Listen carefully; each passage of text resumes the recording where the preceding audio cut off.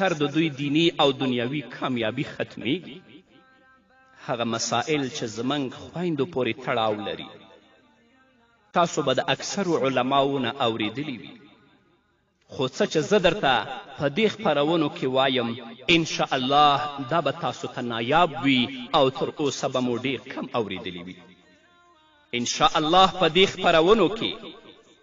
د محمد رسول الله صلی الله علیه وسلم د احادیثو په رڼا کې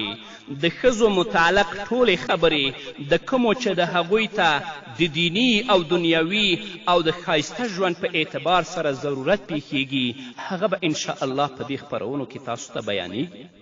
نو د خپلو خویندو او میندو نه زموږ دا امید دی چې د هغوی په حق کې به دا خپرونې انتهایی فایدهمندې وي. د دې خپرونو په اوریدلو سره به او په دې باندې عمل کولو سره هغوی په دنیا کې هم د خپل سکون او عفت او عافیت ژوند تیرولو سره د کور په ماحول کې د صلاح او تقوا د اعمالو نه په خبرېدو سره د جنت مستحقې وګرځي. نو رب العزت ته د تضرع او د عاجزي لاسونه پورته کوم چې زموږ دا ویناوې په خپل دربار کې قبولې او مقبولې وګرځوي او د دې خپرونو په وړاندې کولو سره او اوریدلو سره زموږ خویندو ته الله رب العزت د دنیا او آخرت ښایسته ژوند ور په برخه کړي.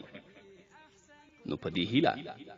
چې د دې خپرونو په اوریدلو سره د جهنم د اعمالو نه مخ واړوئ او د جنت اعمالو طرف ته مخ کړئ ټول امت مسلمه ته او خاص طور خویندو ته د صراط مستقیم او سنت او شریعت زندگی الله رب العزت نه غواړم چې ور نصیب کړي. نو زما دا کوشش دی الله په خپل دربار کې قبول کړي او الله رب العزت دې د خپل رضامندي او د آخرت ذخیره وګرځوي. نو اوس به دا واورو درنو اوریدونکو چې جنتي میرمن او جنتي ښځه څوک ده؟ صاحب د ترغیب او ترهیب د حضرت انس بن مالک رضی الله تعالی عنه په روایت سره یو حدیث را نقل کړی. عن انس بن مالك عن النبي صلى الله عليه وسلم قال الا اخبركم بنسائكم في الجنة قلنا بلى يا رسول الله صلى الله عليه وسلم قال ودود ولود اذا غضبت او اوسئ اليها او غضب زوجها قالت هذه يدي في يدك لا اكتحل بغمد حتى ترضى. حضرت انس بن مالک رضی الله تعالی عنه فرمای چې محمد رسول الله صلی الله علیه وسلم او فرمایل آیا زه تاسو ته د جنتي ښځې په باره کې خبر در نه کړم چې جنتي ښځه او میرمن څوک ده؟